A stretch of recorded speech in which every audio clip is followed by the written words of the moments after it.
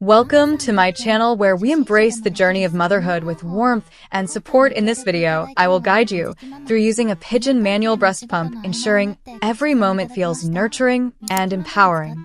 Imagine holding your little one close, feeling the gentle rhythm of their tiny mouth as they nurse. The pigeon manual breast pump aims to replicate that same comforting sensation. Unpack the pump and ensure all parts are meticulously clean and assembled. Each piece should feel like an extension of your body, designed to care for you and your baby. Place the cup gently against your breast, ensuring it fits snugly. Picture this as an embrace between you and the pump, creating a seal that mirrors the closeness of nursing. Center the cup over your nipple, finding that perfect alignment. This connection is crucial. It's where comfort meets efficiency.